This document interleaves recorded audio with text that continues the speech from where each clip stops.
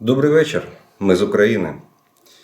И как обычно, я рад приветствовать вас на своем канале. Те, кто не подписан, приглашаю подписаться. Кому понравится это видео, поставьте лайк, тогда его смогут увидеть как можно больше людей. Ну, а мы начинаем. И сегодня у нас довольно знаменательный день. Ну, во-первых, всех с Новым годом. Мы вступили в новый 23-й контрнаступательный год. Так я его назвал, таков мой прогноз на 23-й год. Мы будем идти в контрнаступление, и оно будет успешно. В этом, в принципе, не сомневается весь цивилизованный мир. Судя по тем поздравлениям и той поддержке, которую получила Украина в эту новогоднюю ночь, в отличие от ситуации в самой стране, то никто не сомневается в нашей победе. Так вот, сегодня у нас день рождения Степана Андреевича Бандеры. Как в песне поется «Батька наш Бандера, Украина маты». Но я хочу сказать, что это человек, который боролся за независимость Украины. Именно за независимость. И, конечно же, НКВД в Советском Союзе приняло решение сделать из него образ вот такого врага-националиста. Хотя, согласно исторической справке, и это факт, Степан Бандера просидел всю войну в концентрационном лагере. Он был арестован немцами и отправлен в концлагерь именно за то, что отказался сотрудничать с немцами. Именно за это. И, кстати, какое интересное стечение обстоятельств. Степан Бандера сидел в одном концлагере с Яковом Джугашвили. Да-да, тем самым Яковом Джугашвили, сыном Сталина, которого Сталин отказался менять на фельдмаршала Паулюса, сказав, что я рядовых на генералов не меняю. И немцы просто расстреляли Якова Джугашвили в этом концлагере. И только в 1944 году он был освобожден. И да, он все время возглавлял, точнее был идеологом движения за независимость Украины. У нас ходит такая шутка, очень расхожая в Украине. Россиянин, помни, поднимая сегодня стопку, ты пьешь за здоровье Степана Бандеры. Поэтому не могу ее просто обойти. Ну а теперь немного о делах насущных. Итак, на календаре у нас сегодня 1 января 2023 года. И оперативная обстановка на данный момент. Никто в Украине не сомневался, что новогодняя ночь будет у нас с обстрелами, ракетными ударами, с волнами атак беспилотниками иранскими Шахед-136 или 131. Так оно и случилось. Российская Федерация даже попыталась оправдаться в том, что они наносили ракетно-дроновый удар, можно так сказать, по Украине 31 декабря и в ночь 1 января. В России утверждают, что целями были объекты оборонно-промышленного комплекса Украины, задействованные в изготовлении ударных беспилотников. Россия впервые атаковала Украину ракетами из Каспия, не с Черного моря, а с Каспийского моря, носители калибров, то есть Каспийская флотилия принимала участие. И это свидетельствует о том, что им все труднее довозить ракеты до Черного моря. И они боятся, то, что вы задаете в своих вопросах, почему мы не атакуем. Видимо, российское командование боится, что корабли Черноморской эскадры будут атакованы в акватории Черного моря. Поэтому теперь Каспийская эскадра наносит калибрами морского базирования удары по территории Украины. Что касается объектов оборонно-промышленного комплекса, то только в городе Киеве из таких объектов оборонно-промышленного комплекса было повреждено 2 школы и 1 детский садик.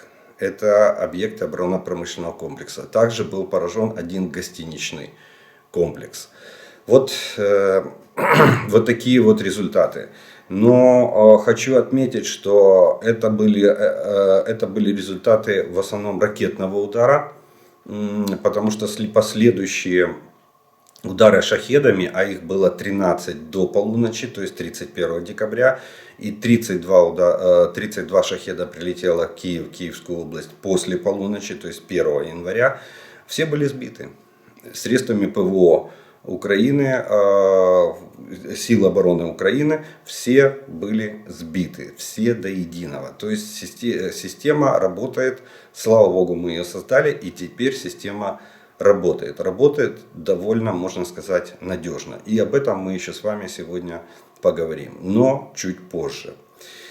Итак, оперативная обстановка. Она сложилась следующим образом. За прошедшие сутки противник нанес 31 ракетный удар и 12 авиационных ударов, а также совершил более 70 огневых ударов из реактивных систем залпового огня.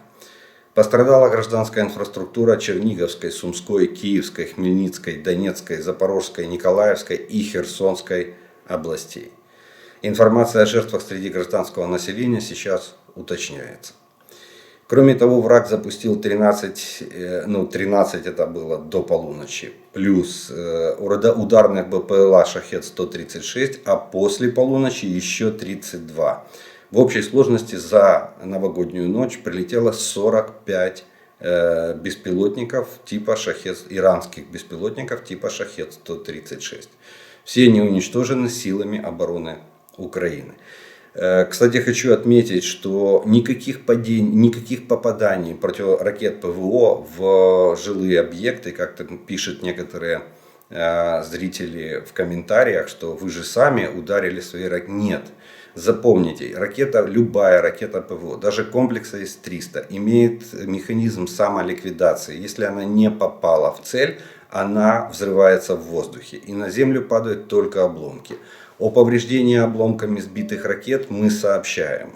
Это у нас были сообщения о том, что автомобиль упала на капот кусок ракеты, на мост метро упали обломки сбитой ракеты, и там на другие объекты, на офисное здание в Голосеевском районе упали обломки. Это вы все можете прочитать.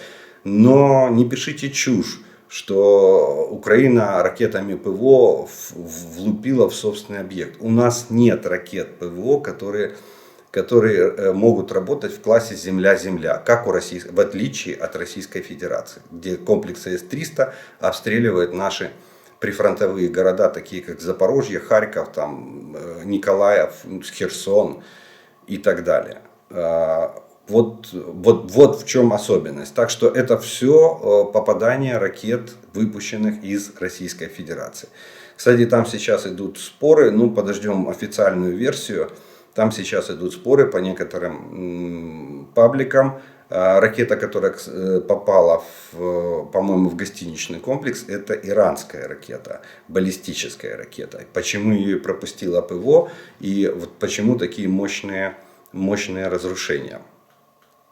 Если это будет так, то мы будем требовать от ООН расследования и наложения жестких санкций на Россию и Иран в нарушение резолюции Совбеза ООН от 2015 года по поводу передачи ракет. Значит, факт передачи ракет состоялся. Может быть и раньше, не сейчас, но он состоялся. Есть такое подозрение, что это была действительно иранская ракета, потому что на ней есть надписи на фарси, которые пытались затереть.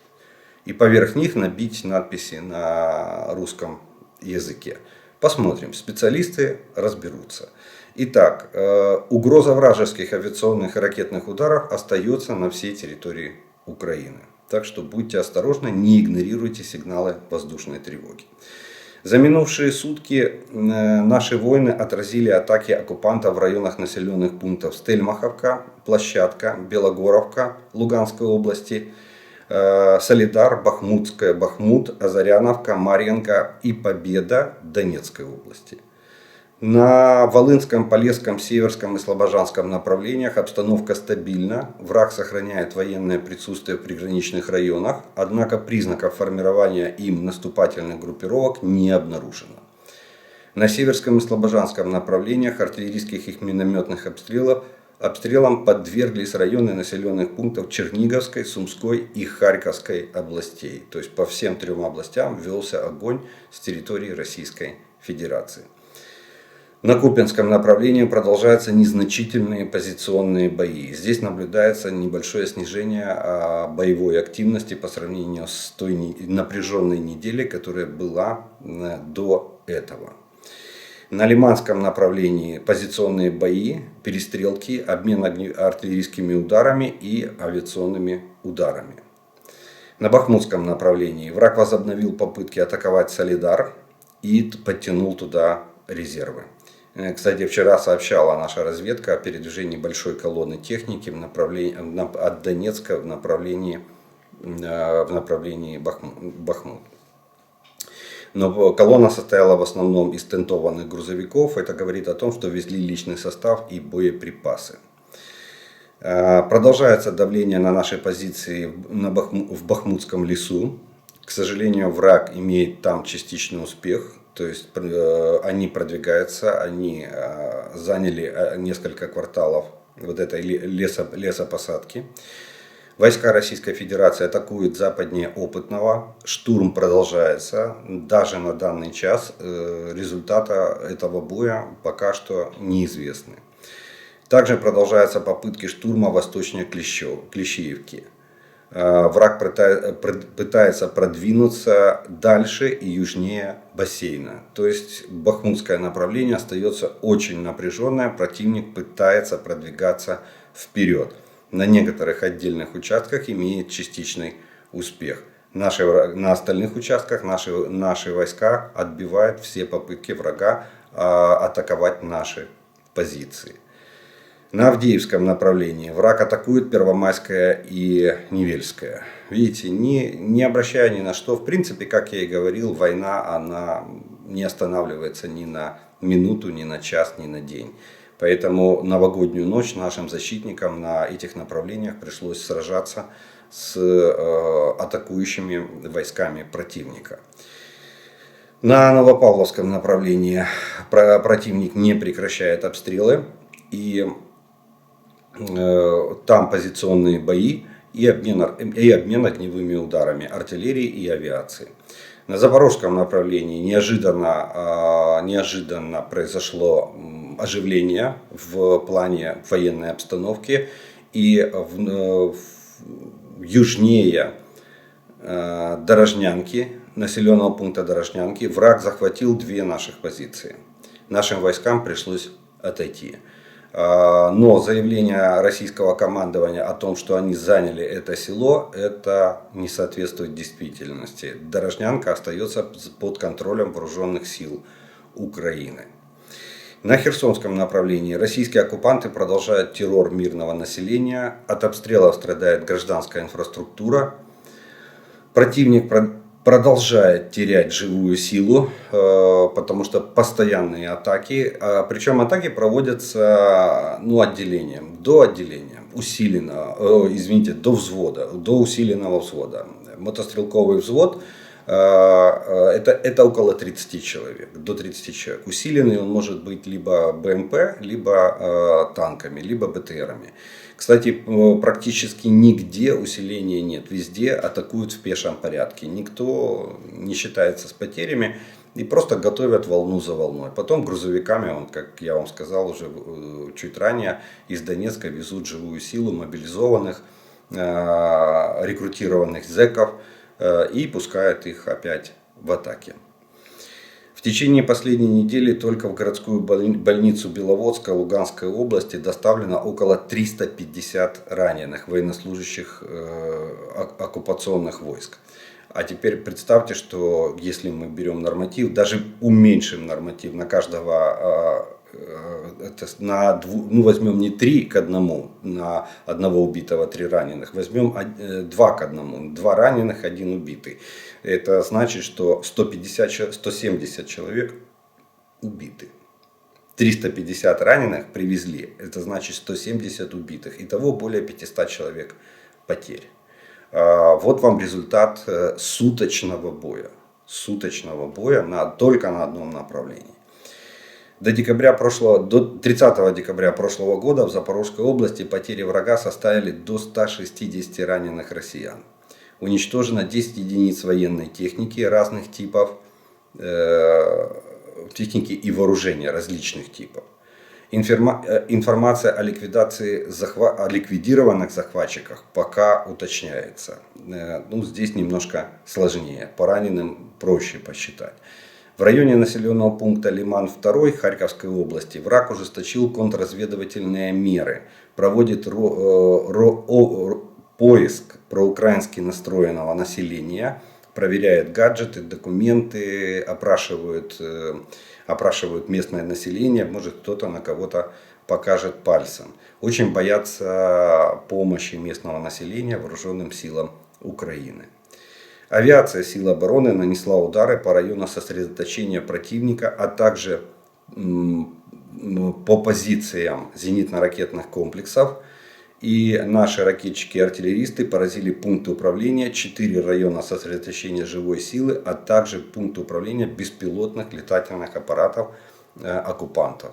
То есть работа огневых средств Украины не прекращается ни на 1 час. Стабильность нанесения поражения противнику, она очень вселяет довольно хорошие надежды в плане того, насколько враг несет потери. Вот такие вот военные новости сложились сегодня на всех оперативных направлениях, начиная от Харькова до Херсона. И сейчас несколько новостей военно-политических, военно-экономических. Я, кстати, забываю это слово, хотя очень многие новости касаются экономики, нашей экономики и военно-промышленного комплекса Украины. Скажу так, что идет в странах коалиции. Коалиция, я считаю, это формат Рамштайн. В странах коалиции идет массовое развертывание военно-промышленного комплекса. Мы с вами говорили про то, что Соединенные Штаты практически на осень прошлого года, фактически полностью развернули свой военно-промышленный комплекс. Все, начиная от джевелинов, заканчивая танками, запущено сегодня в производство. Пентагон формирует новый оборонзаказ. И заводы начинают выпускать. Причем для того, чтобы быстро развернуть производство,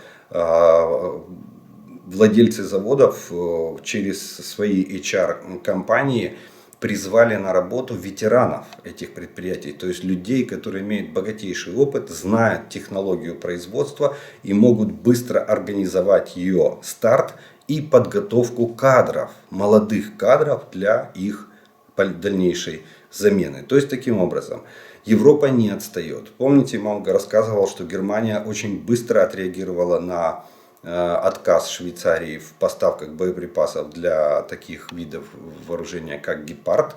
И Германия быстро развернула не только для Гепарда, вообще развернула производство боеприпасов для разных видов вооружения на территории Германии. И сейчас опять Германия впереди планеты всей. Она начала производство САУ RCH-155 для Украины. Вот вам, пожалуйста, новый оборонзаказ.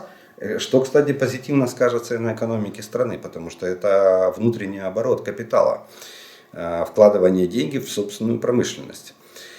Так вот, что же за гаубица такая волшебная RCH-155? Это 155-мм самоходная артиллерийская установка с дистанционным управлением, разработанная немецкой компанией Klaus Maffei Wegmann в 2014 году. Производитель взял все лучшие технические решения от гаубицы PZH Panzerhaubitze 2000, которая у нас уже есть, причем довольно несколько дивизионов уже есть PZH 2000. Да, мы на нее иногда обижаемся, потому что она оказалась не такая выносливая, будем так говорить, в критических условиях, очень часто требует сервисного обслуживания. Но она, в принципе, по своим тактико-техническим характеристикам довольно хорошая. По автомату заряжания, точнее, по автоматике ведения огня она очень хорошая. Так вот, что они сделали? В чем новая гаубица? Новая гаубица — это колесная база. Они взяли бронетранспортер Бокстер Мы его прекрасно знаем. У нас есть бокстеры. Мы их еще до массированного вторжения. Они у нас были на вооружении Национальной гвардии Украины. Это британский бронетранспортер. И на этот бронетранспортер поставили башню от Панцергаубицы 2000. То есть, если раньше база была гусеничная, теперь база стала колесная. Вся артиллерийская часть находится в башне. Башня необитаемая, там нет экипажа, она работает полностью в автоматическом режиме. Это, кстати, что-то наподобие того, что я вам говорил, что идет роботизация, масштабная роботизация.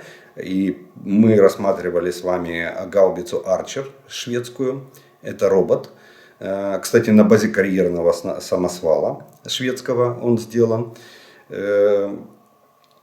И вот теперь немцы делают то же самое, гаубицу на колесном ходу, где экипаж 2 человека, это командир и водитель, которые находятся внутри бронетранспортера. На бронетранспортере установлена башня от Панцергаубица 2000. Вот вам новая гаубица 155 мм. На колесной базе она становится более мобильная, и она автоматическая. На сайте Федеративной Республики Германия, официальном сайте ФРГ, сообщается, что будет собрано и передано Украине 18 единиц таких гаубиц. Это полноценный артиллерийский дивизион. Министр обороны Украины Алексей Резников обратился с соответствующим запросом в страну еще в июле 2022 года. Вот смотрите, с июля по январь они развернули производство. И завод уже запущен на полную катушку. Началось производство вот этих гаубиц. С учетом того, что башни готовы, они идут с другого предприятия в комплекте, бронетранспортеры готовы, идут с другого предприятия, то заводу остается просто совместить БТР и башню. Ну да, я, конечно, утрированно говорю, что просто совместить. Да. Технологически это довольно сложный процесс, но это производство. Оно уже налажено, оно уже запущено. Так что в ближайшие месяцы ждем поступления первых гаубиц RCH-155 для Украины от немецкого производителя. Британско-немецкая гаубица калибра 155 мм. Тактико-технические характеристики соответствуют гаубице Панцергаубица 2000. В Хорватии, следующая новость. Хорватия с 1 января сегодняшнего дня, правильно так будет сказать, Хорватия с сегодняшнего дня, с 0 часов этих суток официально присоединилась к еврозоне, став 20-м членом еврозоны. С сегодняшнего дня в Хорватии ходит только валюта евро. Валюта куны, местная валюта, до 31 июля еще будет в обороте, в плане того, что ее будут принимать в магазинах, но она будет полностью изыматься из оборота. И таким образом Хорватия стала 20-м членом Евросоюза, который вошел в эту еврозону. Переходный период у хорватов длился всего-навсего, получается, 4 месяца. С 1 сентября по 1 января. Было хождение двух валют. Так они обычно делают. 2 валюты, цены в 2 валютах. Ты можешь платить любой из них, а потом раз и в определенный день валюта, остается только одна валюта. Вторую ты сдаешь в банк и меняешь в обменнике. Или расплачиваешься в магазине, но сдачу тебе уже дадут только в валюте евро. В мире появилось еще одно государство, которое очень переживает за свою будущую судьбу. Это Северная Корея. Долго-долго они молчали, и тут вдруг Ким Чен Ын, нынешний лидер Северной Кореи, призвал наладить массовое производство тактического ядерного оружия и увеличить запас ядерных боеголовок. Об этом нам сообщает Reuters. Кстати, они на прошлой неделе, накануне Нового года, произвели запуск 2 баллистических ракет где-то в акваторию океана в районе Японского моря. О чем сообщали в основном японские средства массовой информации. Скажу так, что не имется Ким Чен Ыну, не имется, может сам, может с подачи кого-то. Но очень интересный вопрос. Дело в том, что у Северной Кореи нет урана. своего и нету фабрики по его обогащению. Это значит, что если они хотят наладить массовое производство, значит они должны купить обогащенный уран. Значит, у них должна быть, у них есть технология производства ядерного заряда. Об этом в свое время побеспокоилась Российская Федерация и Китай. Но теперь посмотрим, кто будет накачивать Северную Корею. Или это может опять ограничиться простыми заявлениями лидера Северной Кореи. Он же там сделал провокацию против Южной Кореи, запустив 5 дронов. 1 вернулся, 4 были сбитых. Эти дроны, но это в принципе можно считать инцидентом, который может за собой повлечь войну. И я высказал предположение, что это могло быть провокацией с целью отвлечения внимания от войны России и Украины. И Ким Чен Ын мог это сделать и по просьбе российского главы Кремля Путина. Посмотрим, как дальше будут развиваться события. Там есть, кстати, заинтересованность. И обратите внимание, кстати, Южная Корея была не готова. Они пропустили все 5 дронов, 4, правда, они удалось сбить, потеряли 1 они истребитель в результате сбития, а 1 дрон вернулся обратно. Вот такая вот история. У нас 45 шахедов летело на Киев, в Киевской области, и в Киеве они все были до единого сбиты. То есть уровень нашего ПВО, это, кстати, то, что говорил наш президент, что наше ПВО в этом году может взять пальму первенства, во всяком случае, на европейском континенте. А если нам еще подбросят Патриот, как пообещали уже Соединенные Штаты, это уже не просто обещание, это уже обязательство поставить, то тогда, наверное, можем претендовать на лучшую систему ПВО. Далее, глава Укрэнерго пан Кудрицкий сказал нам, что худшее мы уже прошли. Вероятность полного блэкаута в Украине после российских атак на сегодняшний день крайне низкая. Интенсивность ракетных ударов падает, эффективность ударов дронами тоже довольно сильно упала. Поэтому он так и сказал, что динамика этих атак и эффект от атак показывает, что россияне обладают все меньше и меньшей способностью наносить урон нашей энергосистеме. Вот такой вот вывод делает директор глава Укрэнерго. И в принципе с этим нельзя не согласиться. Почему? Потому что на сегодняшний день мы видим, что количество выпущенных ракет действительно уменьшается, количество дронов уменьшается, и они не способны пробить нашу систему противовоздушной, противоракетной обороны. Что ж, вот такие вот военно-политические новости мы отметим на сегодняшний день. И, как обычно, по традиции я делаю небольшую паузу.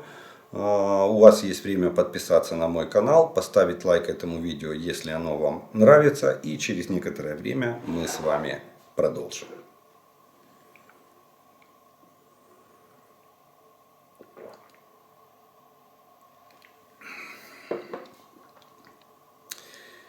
А продолжим мы с вами, как обычно, по традиции, это ответом на ваши вопросы, которые вы прислали, в том числе и к предыдущему видео. И первый вопрос сегодняшнего дня будет звучать следующим образом. З Новим роком, пане Олеже. В мене таке питання. Яка доля військових, що звільнені з полону? Чи можуть вони повернутися в стрій?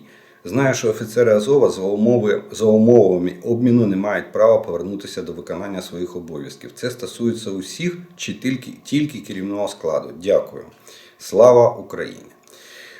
Смотрите, все военнослужащие, которые возвращаются из плена, они проходят освидетельствование в плане медицинского, психологического и морального состояния.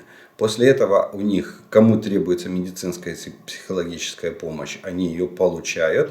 Потом реабилитационный период, и они возвращаются в строй, если это позволяет военно-врачебная комиссия. Они проходят ВВК, и она определяет пригодность их к дальнейшему прохождению службы. Если они получили там ранения их лечат, они получают реабилитацию, и в дальнейшем есть инвалидность или потеря трудоспособности, хотя бы частичная, их комиссуют из рядов вооруженных сил или назначают на должности, по их желанию, не связанные со строевой службой. То есть это штабная работа в штабах воинских частей.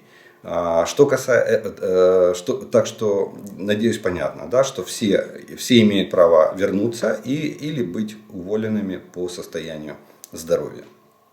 Что касается руководящего состава полка Азов, то здесь только те офицеры, только высший рук-состав, кстати, именно этот рук-состав находится сейчас в Турции. Вот они не имеют права по договоренности, их вернули из плена и под гарантией того, что они до конца войны не будут принимать участие в этой войне, то есть не вернутся к исполнению своих служебных обязанностей. Они для гарантии выполнения этого обязательства они находятся на территории Турции. И да, им разрешили встречи с родственниками, то есть родные прилетали туда, в Турцию, встречались с ними, но они находятся в Турции. Для того, чтобы не было даже сомнений, что кто-то кого-то обманывает. Они находятся на территории третьей страны. Все остальные, и офицерский состав, и сержантский состав полка Азов, полка Национальной гвардии, имеют полное право вернуться в строй и приступить к исполнению своих служебных обязанностей. На них это не распространяется. Слідуючий вопрос. З Новим роком. Переконана, він перенесе нам перемогу. Віримо, чекаємо, робимо все, щоб її наблизити. Думаю, давно вже назріло таке питання. З початку війни різні експерти кажуть, що в нашій розвідці, Служби безпеки, тощо є особисті дані рашистських льотчиків, розрахунків ракетних комплексів, операторів дронів. Всієї тієї сволоти, що не припиняє спроб повбивати наших дітей. Правда, в нас є такі дані. Чи не можна докладати їх до зведень Генерального штабу? Якщо не всіх, то хоча б тих, чиї ракети, дрони тощо влучили в житлові будинки. Ми могли би, наприклад, поширювати дані цих вбивць у соцмережах. Хай живуть під моральним тиском, хай знають, що вони не анонімні і не в комп'ютерні ігри грають. Думаю, це той випадок, коли можна посилатися на таємництво слідства. З урахуванням масштабу терористичних злочинів вражки. Це все соціально значуще питання. Українське суспільство має право знати цю наволоч ще до вироку суду, бо немає жодних сумнівів в тому, що вони є вбивцями. Вы знаете, я с вами очень даже согласен. Я бы даже сам с удовольствием оглашал бы там в день по экипажу самолетов Ту-95 или Ту-22, которые наносят ракетные удары, в результате которых гибнет наше гражданское население. Ведь все эти удары, они либо военные преступления, смотрите, новогодняя ночь, 31 декабря и ночь 1 января ни одного объекта инфраструктуры в Киеве не было поражено. Все, дроны мы все сбили, ракеты ударили по жилым кварталам. Взрыв во дворе жилого дома, попадание в гостиничный комплекс ракетой и так далее. Поврежденные 2 школы, поврежденный детский сад. Это объекты оборонного комплекса в городе Киеве. Вот такой вот. Я с вами абсолютно согласен. Единственное, что вы правильно написали в своем вопросе, что это, скорее всего, это относится к тайне следствия. И поэтому эти персональные данные не разглашаются. Но насколько я помню, надо покопаться в интернете. Интернет помнит все. Все можно найти. Были списки.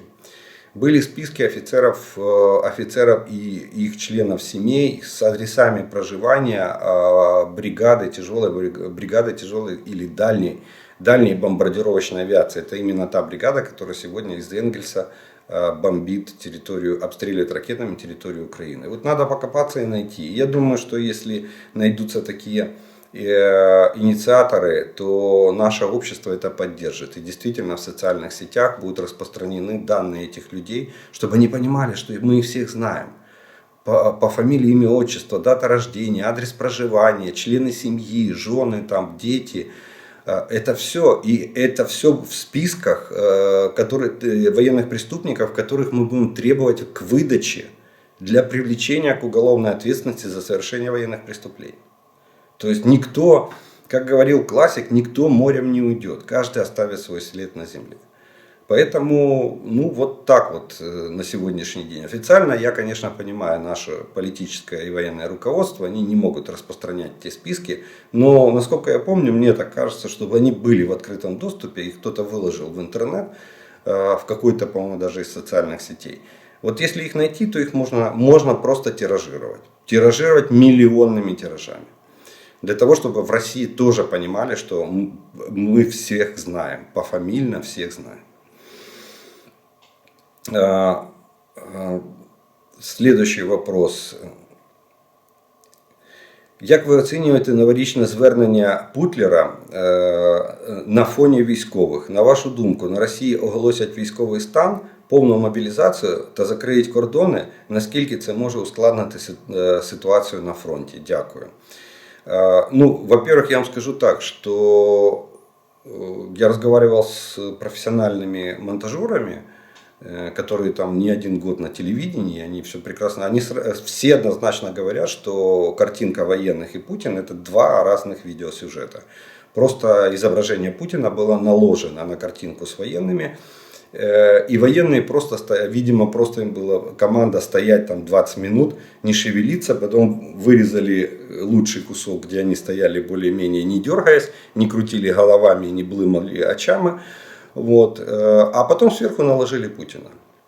Это однозначно. То есть Путин записывал свое новогоднее обращение, видимо, перед, вот как это называют там у них, фоновый экран, он обычно зеленого цвета. Вот. Это уже говорит о том, что даже не под елочкой на территории Кремля, как это обычно делалось в предыдущие годы, Путин очень боится. Он прекрасно понимает, что могут ракеты прилететь, точнее, может что-то прилететь и в Москву в том числе. Кстати, в эту новогоднюю ночь на Красная площадь была оцеплена, спецназ ФСБ полностью оцепил, и я не видел, чтобы там были, вчера вечером они оцепляли площадь, я не видел, что там были народные гуляния. Москвичам очень сильно и в других крупных городах России очень сильно обрезали празднование Нового года. Не было там раздолья такого, как в предыдущие годы. Вот. Так что, видимо, тоже они прекрасно понимают угрозу того, что может статься бавовна в любом месте Российской Федерации. А с учетом, и даже по российским пабликам промелькнула вчера цифра, что более 20 тысяч военнослужащих этих войск ПВО защищали небо Москвы в новогоднюю ночь. То есть представляете, да, как они развернули, сколько надо было развернуть расчетов и комплексов для того, чтобы закрывать небо Москвы в новогоднюю ночь. Зная, понимая, обстреливая Киев в новогоднюю ночь, понимая, что может прилететь и ответка в результате этих обстрелов. Кстати, военных объектов в Москве намного больше, чем в Киеве. Там целые заводы, институты, воинские части и даже есть склады. Вот такая вот ситуация. Что касается военного положения, я думаю, что может быть. Вероятность может быть. Вы видите, Путин действует нелогично. Он объявил частичную мобилизацию, хотя многие, я в том числе, думал, что вряд ли он пойдет. Это могло вызвать социальный взрыв. Он объявил не мобилизацию всеобщую, а частичную мобилизацию. Хотя реально частичная мобилизация с апреля месяца идет полным ходом. Вот когда они начали проседать под Киевом, когда мы их начали там громить, они начали быстро проводить частичную мобилизацию. А полная мобилизация идет практически с сентября месяца. То, что Путин назвал частично, является полной. Сейчас де-факто она не прекращена. Они продолжают сейчас набирать личный состав мобилизованных. А вот официально они говорят, что 5-го, есть несколько, либо 5-го, либо после Рождества, где-то 8-9 будет объявлено о второй волне мобилизации. О второй волне. Но для этого, я думаю, что границы они закроют. Введут военное положение или нет, судя по речи Путина, вполне могут ввести. Потому что Путин готовит Россию к масштабной войне. Он готовится к войне до последнего россиянина. Он накачал их тем, что якобы весь мир против них, якобы они воюют с НАТО, хотя тут ни одного солдата НАТО на территории Украины нет. Вот, якобы за суверенитет и независимость России. От кого суверенитет? От какой независимости? Кто покусился? Покажите мне, кто отобрал у России хотя бы 1 сантиметр, квадратный сантиметр их земли. Наоборот, Россия поотбирала у Грузии, Украины, Молдовы, поотбирала кучу земель и теперь прирастает новыми субъектами федерации. Вы что, в средние века живете? Захват чужих земель? Так что, что касается линии фронта, то я думаю, что да, это повлияет на фронт. Нам будет тяжелее перемалывать вот эту военную машину, когда ее накачают большим количеством личного состава. Ну, посмотрим. Тут надежда на наших партнеров. И, кстати, после Рождества планируется в ближайшие недели, а это после 8 числа, планируется проведение заседания Рамштайн, которое было пропущено в декабре в связи с рождественскими каникулами западных политиков. В январе будет проводиться Рамштайн и будет решаться очередной вопрос поставок техники и вооружения в Украину. Мы каждый раз его ждем с надеждой в плане того, что они наконец-то увеличат поставки до тех объемов, которые нам необходимы, а не до тех объемов, которые они сегодня хотят нам дать. Судя по тенденции понимания всей важности этой войны для самих западных стран, я думаю, что такая перспектива у нас есть, что они поймут и начнут давать оружие в необходимых количествах. Вот еще один такой интересний вопрос. Скажіть, будь ласка, скільки було передано білих лебедей і ракет Х-55 в час нашого роззброєння? І хто приймав ці рішення? Мені, як харків'янину, це дуже тяжко. Дякую. Смотрите, белых лебедей не было передано ни одного. Сразу скажу, кто не знает или кто забыл, белый лебедь это Ту-160. Это сверхзвуковой, единственный в мире, кстати, сверхзвуковой стратегический бомбардировщик. Были переданы медведи. Медведь это Ту-95. Мы передали целую эскадрилью машин Ту-95, их было, по-моему, 15, если я не ошибаюсь. Их перегнали в Красноярск, и там они базировались довольно долгое время. Какова дальнейшая судьба, я просто не отслеживал. Знаю только, что одна машина разбилась в Красноярске, погиб весь экипаж, и сказали, что это была ошибка пилотов. В результате там, в очередной какой-то полет одна машина, а все остальные машины работают. Машины были практически новые самолеты на момент передачи. На некоторых самолетах, как говорили наши летчики, что на некоторых самолетах было всего-навсего по 30 часов налета. Количество ракет Х-55, которые мы передали Российской Федерации, там, кстати, были не только 55-е ракеты, где-то около 400 ракет было передано Российской Федерации. Решение это было принято еще президентом Кравчуком, а выполнял его уже президент Кучма. Кравчук дал согласие и провел все подготовительные переговоры к подписанию Будапештского меморандума и отказа Украине от ядерного вооружения. А это основные носители ядерного вооружения. И как ракеты, так и самолеты. И уже при Кучме был подписан Будапештский меморандум, а потом мы передали и ракеты, и самолеты. Там еще было еще экономическое решение, что передача этих самолетов и ракет была в счет погашения долга Украины за потребленный российский газ. Вот. Но все равно политическое решение, там участвовал в этом, естественно, и премьер-министр, и Минэкономики, но политическое решение на передачу этой техники Российской Федерации принималось тогдашним президентом Украины. Им был Леонид Кучма.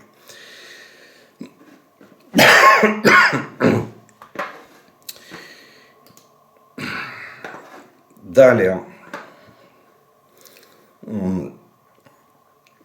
Вот такой тоже вопрос, опять же, про стратегические бомбардировщики. При желании россияне, уважаемый господин Жданов, при желании россияне могут найти район для стратегических бомбардировщиков на территории Беларуси. Это аэродром и база белорусских ВВС в городе Барановичи. Еще при Советском Союзе эти бомбардировщики стояли в Титусе, а после его распада их перевели в Энгельс. Здесь есть все, и авиаремонтный завод, и огромное хранилище нефтепродуктов, и даже хорошие условия для личного состава. А доставлять оружие можно как по воздуху, так и по железной дороге. Одна проблема в том, что граница с Украиной находится не менее чем в 150 километрах от Барановичей, поэтому их, вероятно, здесь не будет. Ну, я скажу так, что не то, что вероятно, тут две причины. Первая, я сомневаюсь, что сегодня база готова к приему без там дополнительной ремонта, достройки и прочего. То есть базу в любом случае надо готовить. Если она 30 лет не эксплуатировалась, то ее надо готовить, она наверняка в запустении. Может быть, учитывая особенность белорусской промышленности, что Лукашенко ее более-менее сохранил, может быть, на сегодняшний день завод там и работает, и нефтехранилище, то есть нефтебаза так называемая, готова принять топливо, и казармно-жилой фонд будет требовать не капитального ремонта, а чего-то меньшего. Тут я с вами согласен. Но вы же не забывайте, что перегнать самолеты — это самое простое дело. Развернуть там, а для того, чтобы их перегнать, надо развернуть стационарную навигацию.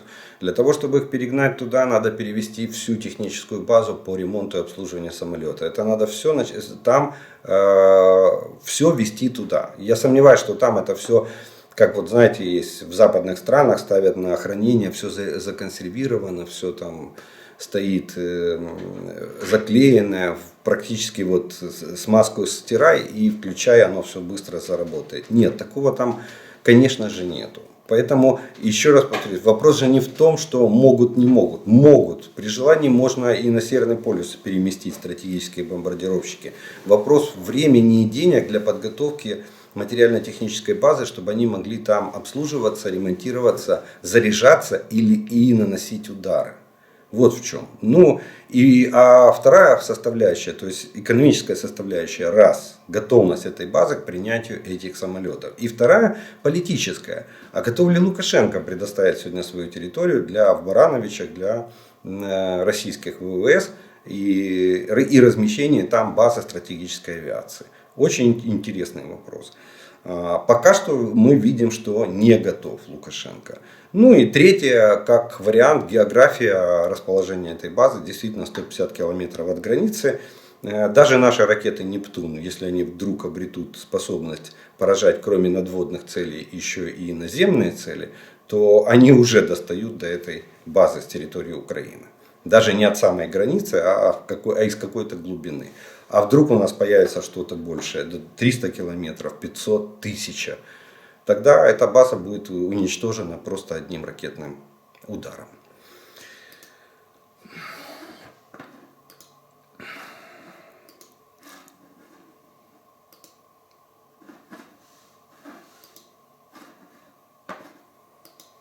Так, что-то я не...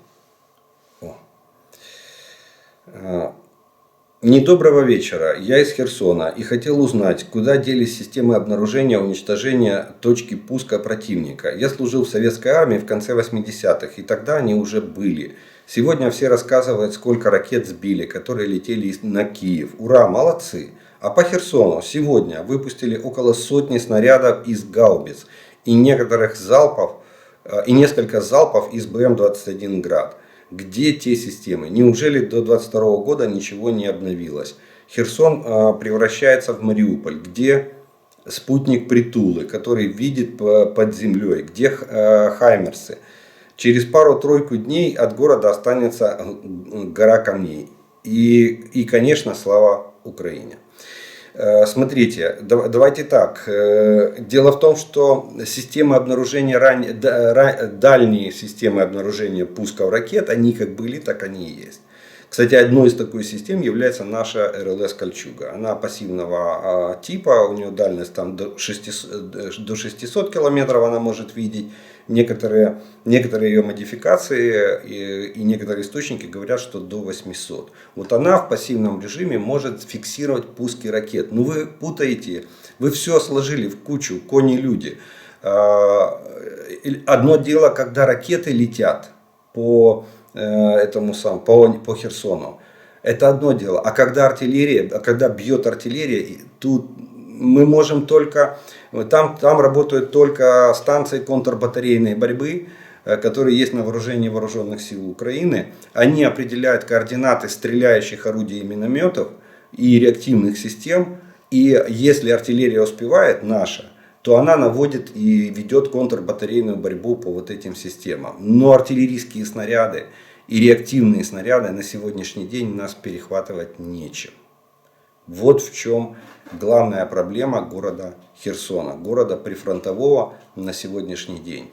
Это то, что было в Харькове, это то, что сегодня есть в Запорожье и Днепре, это то, что было в Николаеве, сейчас Николаев чуть меньше обстреливается, но, к сожалению, от артиллерии защиты на сегодняшний день нет. Есть возможность подавлять артиллерийские системы российских оккупационных войск с помощью контрбатарейной борьбы. Но для этого я сказал, пока станции их обнаружат, пока артиллерия развернется и откроет ответный огонь, тут вопрос успел, не успел, подавил, не подавил. Это фактически артиллерийская дуэль. Поэтому нет, вы не путайте с ракетами и со станциями дальнего обнаружения пусков баллистических ракет или других видов, или пусков крылатых ракет. Это немножко разные вещи.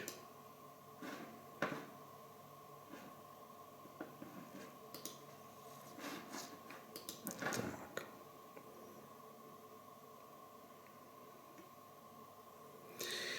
Расскажите, пожалуйста, подробнее о влиянии ликвидации российского спецназа в Гостомеле в контексте провала блицкрига Российской Федерации в первые дни войны.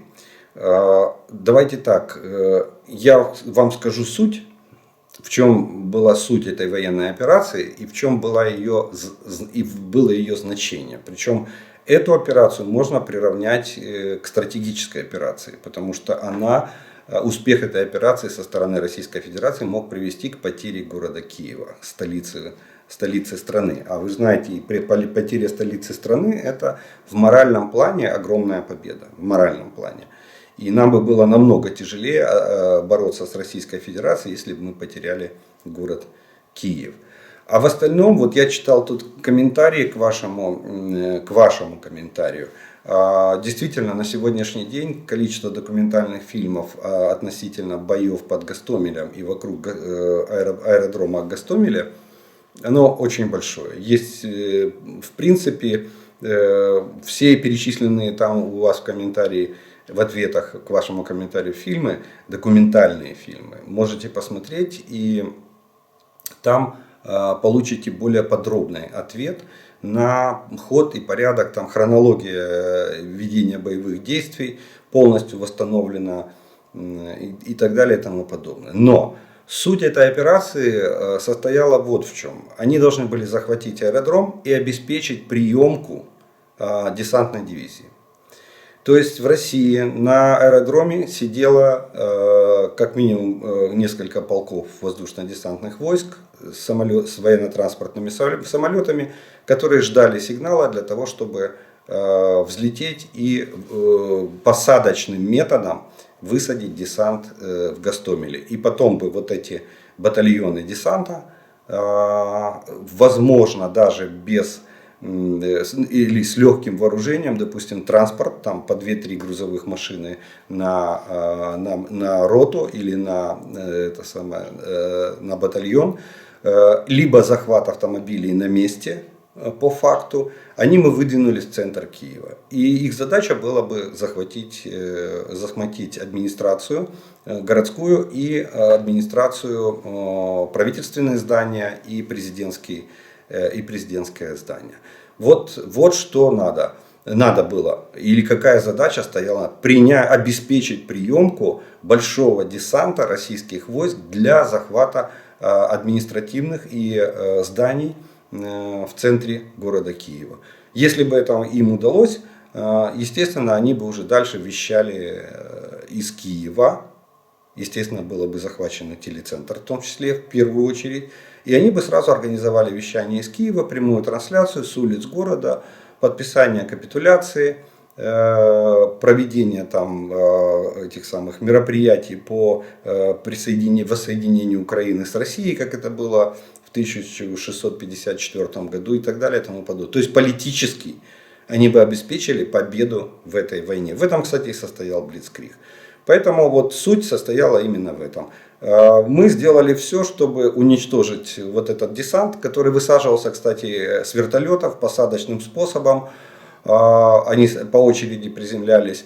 Вот. И мы его успели блокировать, и к вечеру десант был уничтожен. Соответственно, никто не прилетел и не высадил большой десант для захвата столицы. Таким образом, столица частично, еще одна из угроз городу Киеву в первые дни войны была ликвидирована.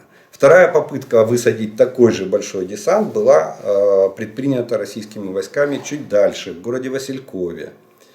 То же самое там было. Когда они поняли, что аэродром в Гостомеле уже брать смысла нет, уже были выведены из строя все аэродромные наземные службы аэродрома, когда была повреждена полоса взлетная, то есть посадка тяжелых самолетов транспортных была невозможна, тогда была предпринята попытка захватить аэродром в городе Василькове.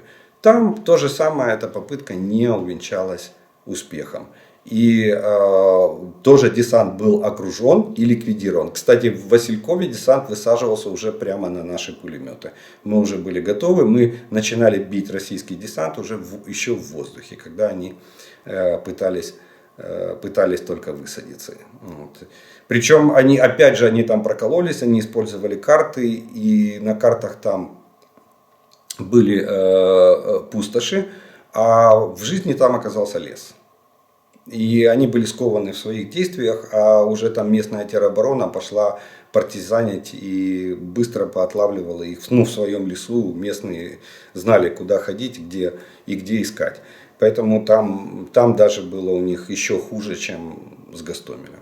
Ну а если вы хотите подробно, поэтапно, с хронологией всех боевых действий и количеством привлекаемых войск, то еще раз говорю, не буду просто испорченным телефоном, рекомендую в YouTube, найдите, выберите любой, какой вам понравится из документальных фильмов, а их, по-моему, 3 или 4 уже на сегодняшний день, и внимательно его посмотрите. Вы узнаете все подробности высадки этого десанта.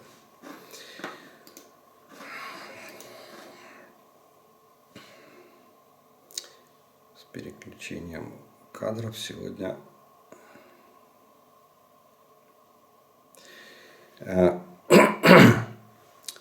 Скажите, пожалуйста, чем же все-таки можно сбить ракеты С-300? Или это такое крутое оружие, что ничего с ним справиться не может? И Харькову придется годами жить под обстрелами с Белгорода.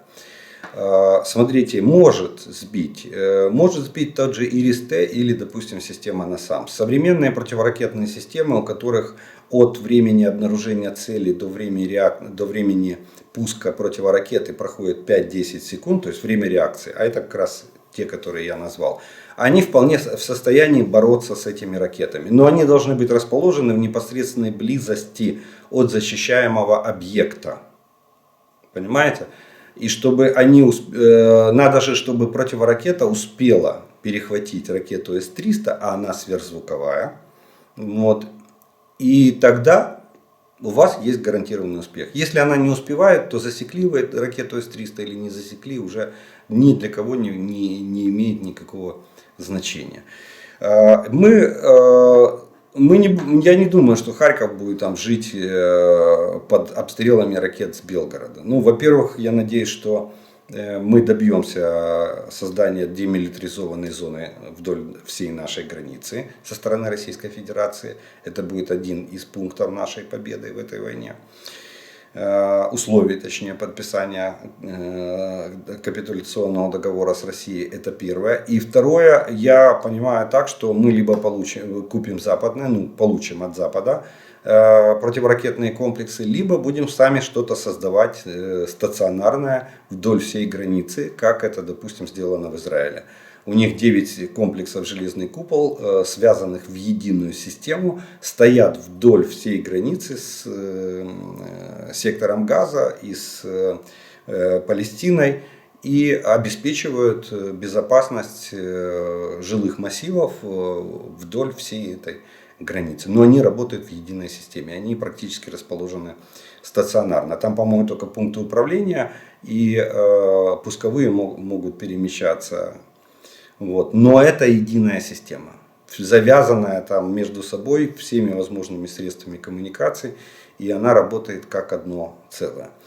Вот. Так что я думаю, что мы что-то такое тоже будем создавать. Но это теперь реалии наших дней, реалии нашей жизни и перспективы на ближайшее, как минимум на ближайшее будущее. Ну что ж, на этом, наверное, мы вторую часть нашего с вами видео «Ответы на ваши вопросы» тоже закончим. И у нас остается третья часть, это обратная связь, приветствие. Сегодня в основном все приветствия, понятно, посвящены новогодним праздникам. Пожелания с Новым годом, пожелания стойкости, мужества, пожелания удачи и здоровья нашим защитникам и защитницам. Это основа основ, что они ценой своей жизни и здоровья дают нам возможность хотя бы перевернуть этот календарный праздник. Понятно, что не устраивая никакие, я не вижу, допустим, необходимости или возможности даже сегодня устраивать какие-то там танцы с бубнами, зная, что у нас тяжелейшее положение на некоторых оперативных направлениях на линии фронта. Итак, приветствия, которые прозвучат сегодня, они будут звучать следующим образом. Всем, кто стоит на защите Украины, крепкого здоровья, а воинам, кто обороняет Украину, могучих сил и успеха. Будьте все живы, ваши жизни бесценны, нет сомнений в вашей победе. Желаю вам мужественной войны, скорой победы и счастливой мирной жизни. Следующее. Вітаю всіх українців з Новим роком. Ми всі віримо, що 23-й рік буде роком перемоги України. Бажаю, щоб це була остання війна та ворог запам'ятав на все своє останнє існування, що українці – це нездоланна сила. Всі захисники, повертайтеся живими. Мельбурн. Все від того, що країною довго править одна людина, немає вибору у росіян. Щось сталося з мізком цієї людини. Слава Україні і Збройним силам України. Намек на то, что Путин превратил Россию в диктатуру. Они не поменяются никогда. Мы уже столько лет живем без России, и все равно они хотят лечить прибалтов от фашизма. Я так понимаю, это из Прибалтики. Дякую вам, пане Олеже. З Новим роком всіх. Слава Україні. Перемога буде за нами. Салам из Баку. Добрый день вашему каналу и Украине. Пишу, как оказалось на самом деле, и надеюсь, пока еще болот сибирских. Поздравляю мою Украину с наступающим, побеждающим новым 23-м годом. Слава Украине! Да, может быть, скоро такое случится, что мы не будем говорить «вой на болотах», а как-то поменяется политическая ситуация в России, и начнется путь к демократии и свободе, а не к тоталитаризму и режиму концентрационного лагеря. Олег, хочу поздравить всех с наступающим Новым годом. Православные христиане 7 декабря чтят память великомученицы Екатерины Александрийской. В народе этот день еще называли Екатеринин день. Вот лет 15, как в этот день ставлю вишневую ветку, чтобы она зацвела на Рождество на 7 января. И, конечно, загадываю желания. Желания сбывались не один раз, когда зацветала вишня. Вот в 2021 году на 7 декабря поставила ветку и загадала желание, какой будет 2022 год. Ветка стояла мертвой и усохла. Такого я не видела никогда на протяжении 15 лет. О чем подумала? Что кто-то умрет из родни? Я не знала, что будет война. В этом году я с таким трепетом поставила ветку, и желание было одно – победа. Стояла ветка без признаков жизни до 19 декабря, Святой Николай.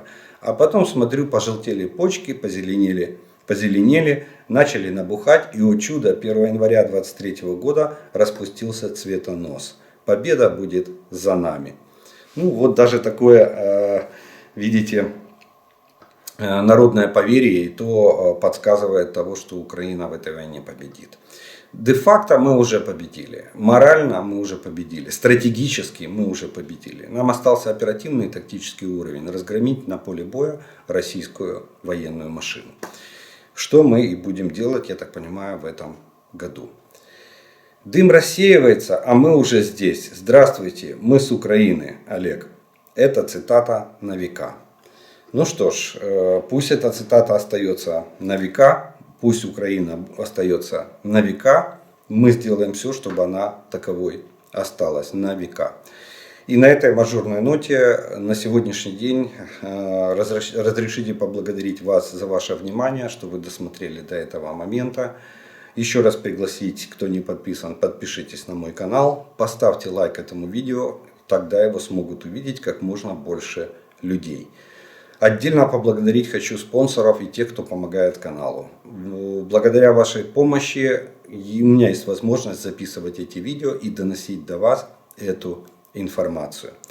Ну а ми з вами продовжуємо вірити Збройним силам України. Перемога за нами. Слава Україні!